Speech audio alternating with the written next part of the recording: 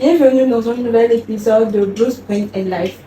Aujourd'hui, nous allons parler d'un sujet qui touche beaucoup de personnes mais dont on parle rarement ouvertement. Concilier maternité et études.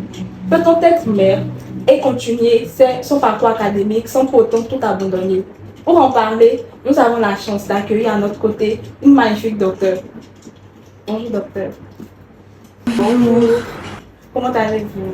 je vais bien et vous? C'est un plaisir pour nous de vous avoir sur ce podcast. Que pouvez-vous nous dire sur vous en quelques mots? Ok, je suis le docteur Lindando, entièrement formé à la faculté de médecine de l'université de Parakou, de nationalité camerounaise. Maman d'un garçon conçu et né pendant que j'étais étudiante. Bon, en passant, vous avez un très bel accent, je kiffe bien l'accent et tout. Donc, comment une Camerounaise se retrouve à étudier la médecine au Bénin, précisément par... Ok.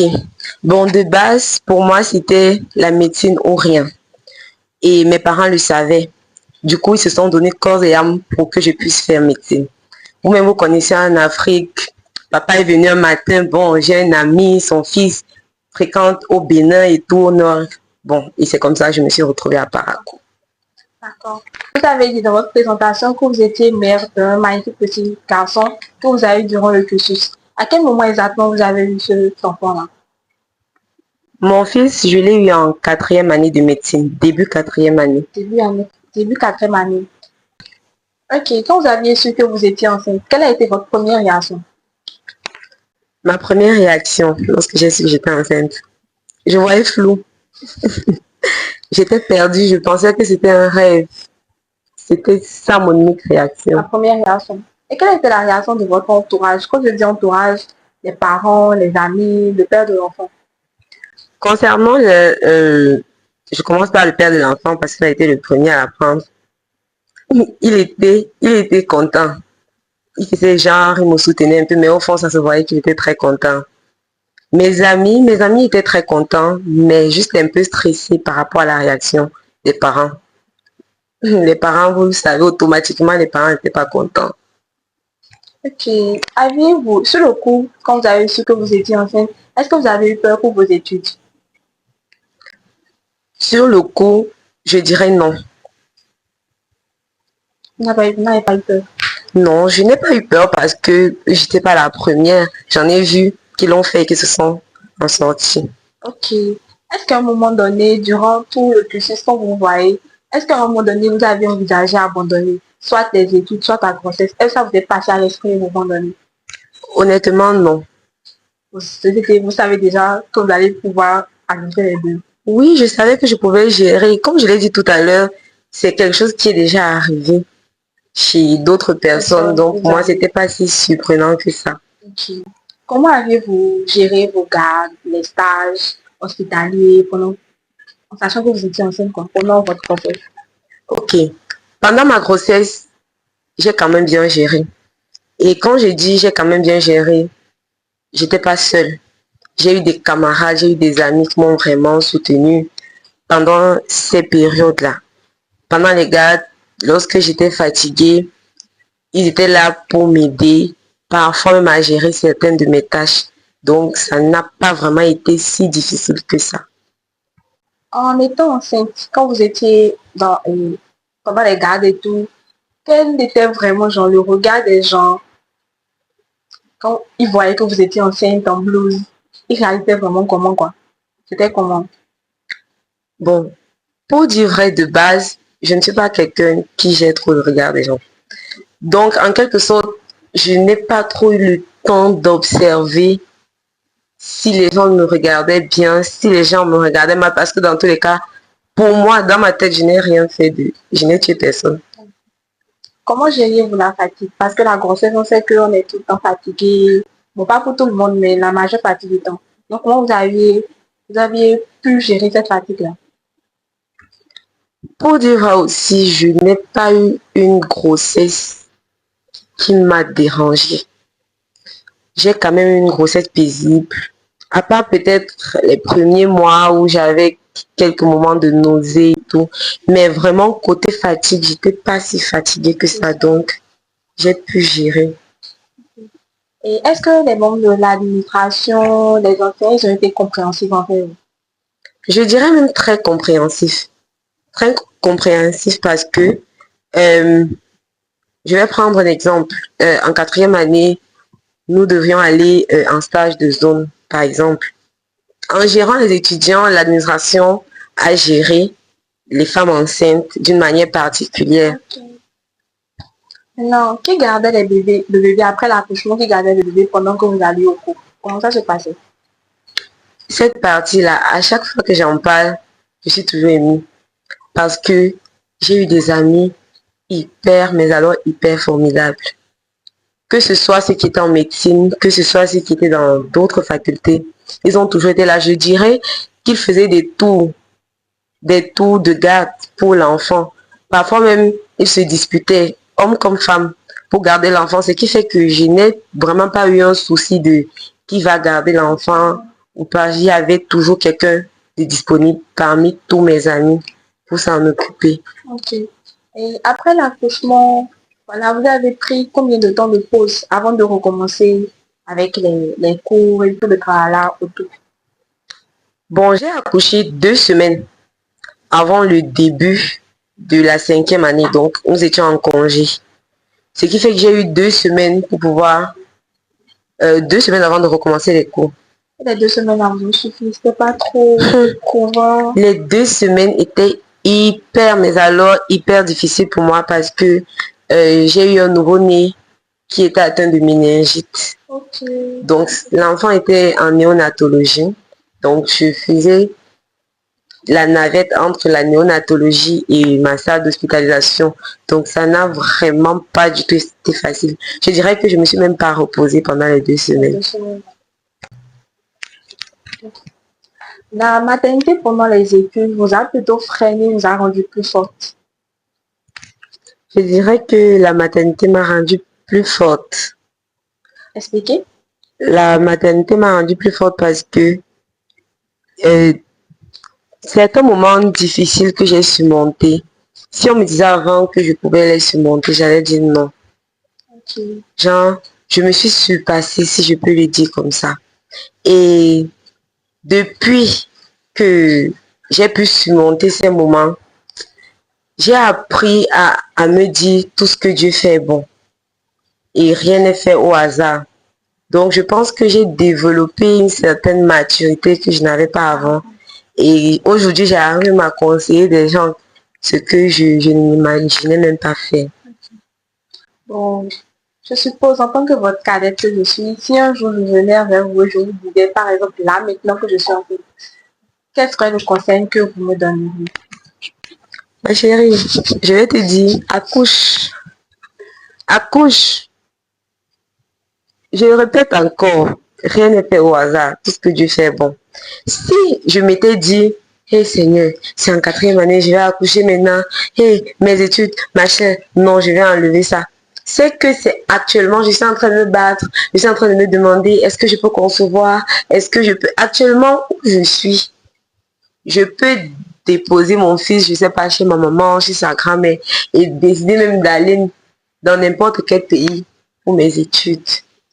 Par contre, quand tu as encore le stress de est-ce que je peux concevoir, est-ce que c'est certaines personnes qui tombent enceintes actuellement, je vais dire quoi, certaines qui tombent enceintes actuellement ne pourront pas, par exemple, aller en spécialisation directement parce qu'il faut s'occuper de l'enfant et tout le reste. Donc, non, moi je n'ai pas ce souci. Actuellement, là, peut-être si je veux que je fasse un deuxième actuellement, mais je suis très posée.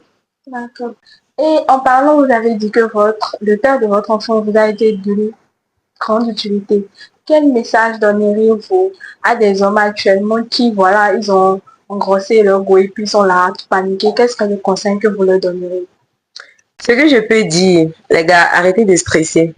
Arrêtez de dire mon argent ne suffit pas encore pour nourrir un enfant. Quand on veut, on le peut. Vous pouvez vous battre. Vous allez nourrir vos enfants. Arrêtez de forcer les filles à aller avorter. Non, c'est pas toujours la solution. Si votre magnifique petit garçon voyait la vidéo là dans 20 ans, qu'aimeriez-vous qu'il retienne de votre fils, de tout ça, quoi? Si mon enfant dans 20 ans voit cette vidéo, d'abord, j'aimerais qu'il sache que je veux qu'il soit, pour ses futurs enfants, un papa comme le sien l'a été. Si demain une fille vient lui dire je suis enceinte, qu'il ne la rejette pas, qu'il soit avec elle et qu'il vienne même me dire on va gérer. D'accord. Bon, entre une garde de 24 heures et un bébé qui est en train de faire ses dents, quel est le plus difficile? Parce qu'on veut montrer aux gens que voilà, un garde de 24 heures là, c'est pas votre cas. Si c'est que vous devez, si c'est quoi qui était le plus difficile entre les deux, c'est quoi? Entre un bébé qui fait sa dentition et la garde. Et la garde de 24 heures, je précise 24 heures. Non, bon, moi je dirais un enfant qui fait sortir ses dents, hein. Pour moi, c'est le plus difficile. Parce qu'une garde de 24 heures, bon, on est quand même habitué. Ok. Quelle est la chose la plus inattendue que la maternité vous a apprise? La patience. Je ne savais pas que je pouvais autant être patiente avec quelqu'un, supporter les bêtises de quelqu'un. Je ne savais pas que je pouvais autant supporter quelqu'un dans ma vie. Surtout que de base, j'aime rester seule chez moi. Je ne savais même pas que je pouvais supporter un être humain aussi nuisible. Quant au collier, qu'il veut plus s'agripper, qu'il veut s'attacher à moi. Très difficile. Comment votre couple a-t-il traversé cette période-là? Moi, je dirais que c'est la meilleure période. Parce que, heureusement, Dieu m'a donné un homme merveilleux en tant que papa de mon enfant. Donc, il a tellement été là. Je dirais même que ça fait partie de nos meilleures périodes. Est-ce que la maternité a changé votre manière de voir la méthode? Parce que voilà, c'était venu, vous avez commencé d'une manière, après vous avez eu un enfant. Est-ce que le fait d'être maman a changé quelque chose? La manière de voir la méthode, votre humanité, peut-être que ça a changé. Je dirais, je dirais que le fait d'être maman, côté intime, m'a fait plutôt détester la pédiatrie. Être maman m'a fait détester la pédiatrie parce que je me sentais un peu trop sensible quand j'étais en pédiatrie.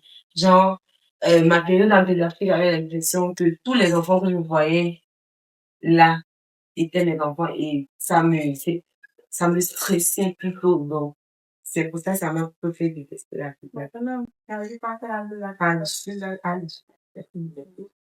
donc, concrètement, comment vous organisez concrètement? Parce que voilà, je suppose que la cinquième année, et qu'elle a été difficile, elle a été seule. Vous avez été donc, comment vous êtes organisé concrètement pour que ça soit possible? Ok, comment je me suis organisée?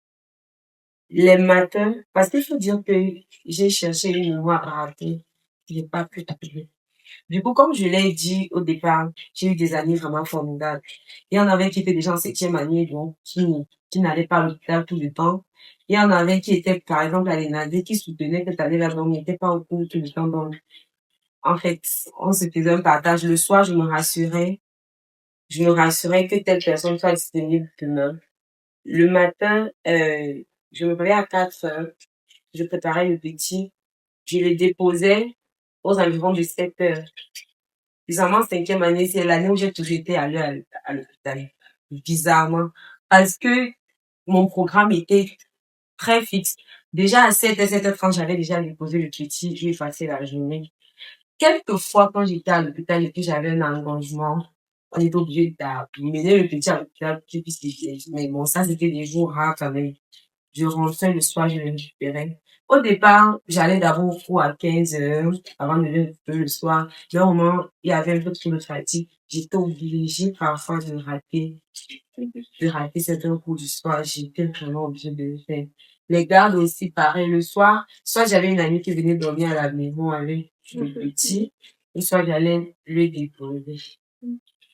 Maintenant, une journée type à cette période, elle ressemblait à quoi? Si vous deviez résumer cette période dans un seul mot, ça serait quoi?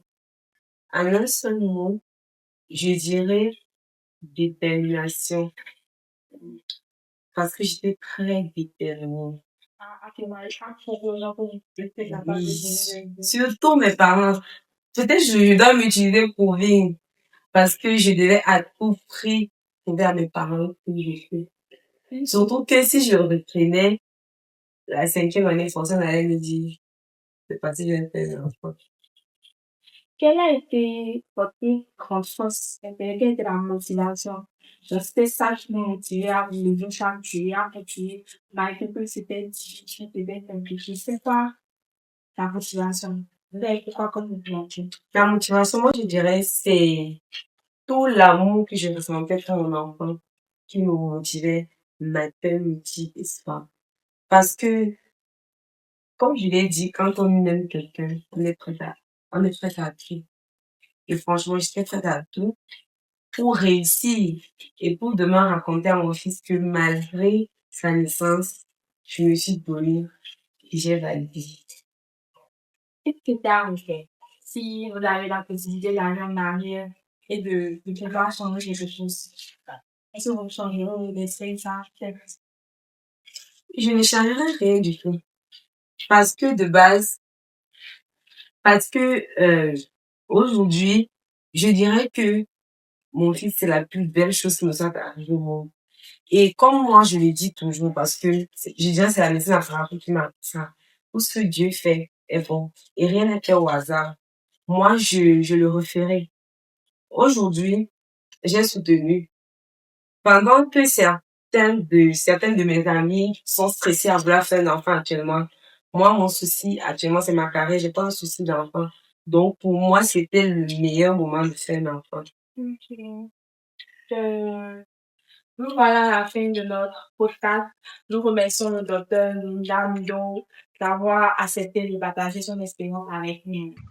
Ok, merci beaucoup à vous de m'avoir invité ici aujourd'hui. Ce fut un réel plaisir pour moi de partager avec vous mon expérience de maman en tant qu'étudiante.